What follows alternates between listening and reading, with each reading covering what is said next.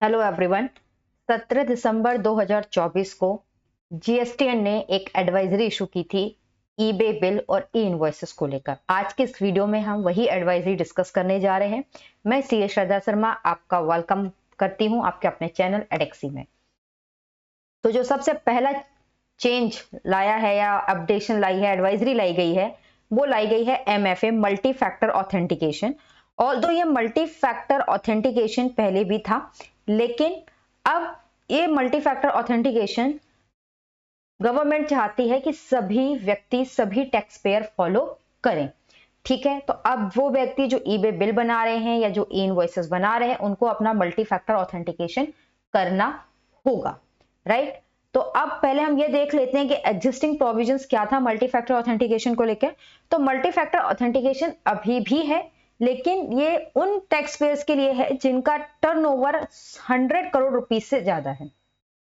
20 अगस्त को गवर्नमेंट ने ये कहा था, 20 अगस्त 2023 से गवर्नमेंट ये कही थी कि जिनका टर्नओवर 100 करोड़ रुपीस से ज्यादा है वो मल्टी फैक्टर ऑथेंटिकेशन करेंगे।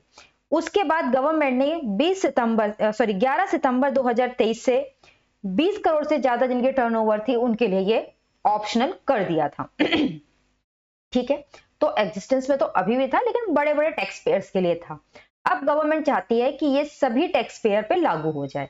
तो गवर्नमेंट 1 जनवरी से इसको सारे टैक्स पेयर्स पे लागू नहीं कर रही है एक साथ, बल्कि स्टेप बाय स्टेप में वो लागू कर रही है, लेकर आ रही है। कैसे कर रही है देखिए।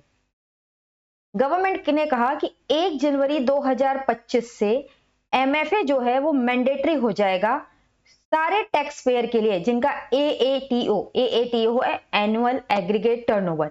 यानी कि अगर आपका साल भर का टर्नओवर 20 करोड़ से ज्यादा है तो पहले आपके पास ऑप्शन था कि आप बनाना चाहते हो बनाओ, नहीं बनाना चाहते हो नहीं बनाओ। लेकिन अगर अब आपका टर्नओवर 20 करोड़ से ज्यादा है तो आपको 1 जनवरी 2025 से मल्टी फैक्टर ऑथेंटिकेशन कंपलसरी करना ही होगा। उसके बाद गवर्नमेंट ने कहा 1 फरवरी 2025 से ये उन सभी टैक्स पेयर के लिए भी कंपलसरी हो जाएगा जिनका एनुअल टर्नओवर 5 करोड़ रुपए से ज्यादा है। तो 1 जनवरी से उन्होंने उनको कंपलसरी किया जिनका टर्नओवर 20 करोड़ से ज्यादा है, जो कि पहले भी थे बट ऑप्शनली थे। 1 फरवरी से उन सारे टैक्स पेयर को ले लिया जिनका टर्नओवर 5 करोड़ से ज्यादा है, और बोला 1 अप्रैल से ये मैंडेटरी हो जाएगा। क्या हो जाएगा? मैंडेटरी हो जाएगा। टर्नओवर 1 करोड़ है तो भी मल्टी फैक्टर ऑथेंटिकेशन होगा, टर्नओवर 2 करोड़ है तो भी मल्टी फैक्टर ऑथेंटिकेशन होगा।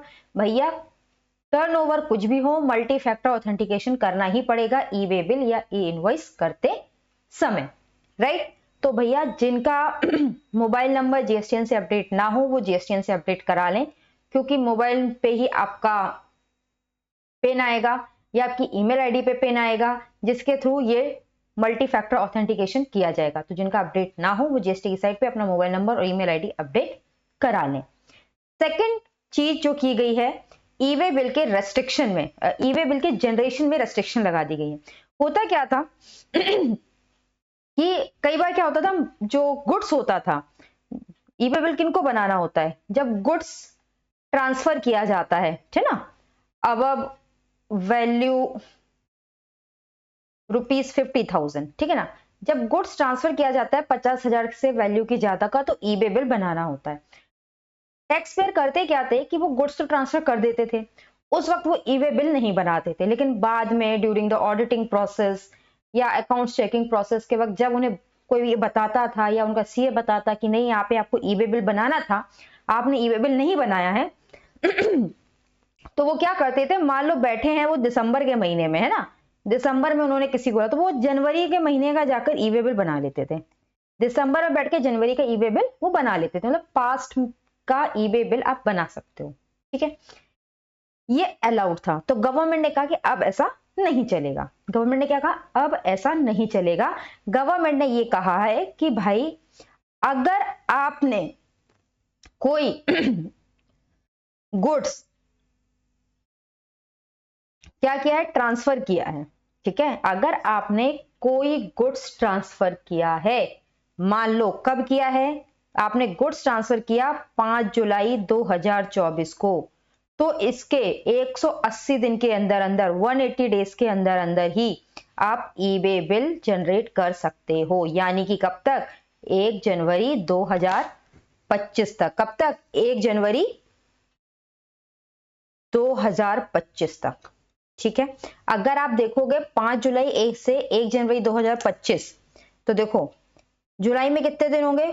26 दिन होंगे ना। 5 जुलाई, जुलाई, अगस्त, सितंबर, अक्टूबर, नवंबर, दिसंबर और जनवरी, इस सबको जोड़ोगे तो 180 दिन। यानी आपने जिस दिन गुड्स ट्रांसफर किया या जिस दिन का आपका इनवॉइस था, उससे 180 दिन के अंदर अंदर ही आप उसका ई वे बिल जनरेट कर सकते हो। उसके बाद उसका ई वे बिल जनरेट नहीं होगा। गवर्नमेंट ने रेस्ट्रिक्शन लगा दी कि 180 दिन के अंदर अंदर ई वे बिल जनरेट कर लो, वरना आप ई वे बिल जनरेट नहीं कर पाओगे। ठीक है, तो यही किया है। Now uh we will be restricted to base document dated within 180 days. मैंने अभी आपको बताया ना कि जो आपका बेस डॉक्यूमेंट की डेट क्या थी, वो थी 5 जुलाई 2024। तो गवर्नमेंट ने इसको रेस्ट्रिक्ट कर दिया विद इन 180 डेज। तो 180 डेज कब तक कंप्लीट हो जाते हैं? 1 जनवरी 2025 तक। भैया 1 जनवरी 2025 तक बनवा लो, नहीं तो नहीं बना सकते। समझ में आ गया? 180 दिन का टाइम लिमिट आपको दिया गया है। तीसरा है ई वे बिल की एक्सटेंशन। ई वे बिल आप बनाते हो, उसको आप फिर एक्सटेंड कर सकते हो अपनी रिक्वायरमेंट के अकॉर्डिंग।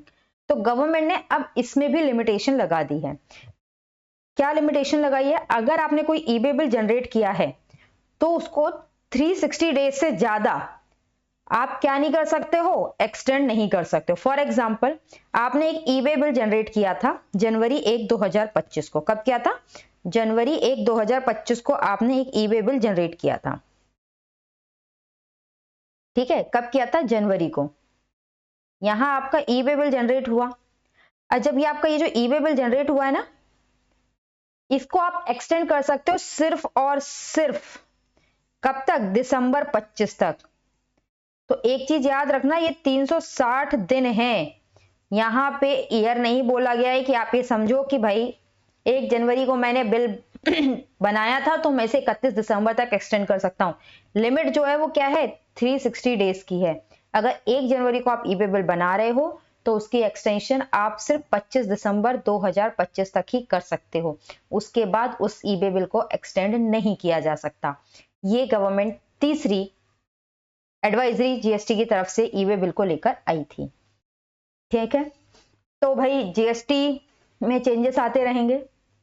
इनकम टैक्स में तो चेंजेस भर भर के आने हैं। 1 फरवरी 2025 को आपका बजट आएगा और बजट में डायरेक्ट टैक्स कोड अगर आता है तो उसके बाद तो चेंजेस पे चेंजेस और चेंजेस पे चेंजेस बहुत सारे आने वाले हैं। तो आप ऐसे ही वीडियोस के लिए, इंफॉर्मेटिव वीडियोस के लिए मेरे साथ बने रहें।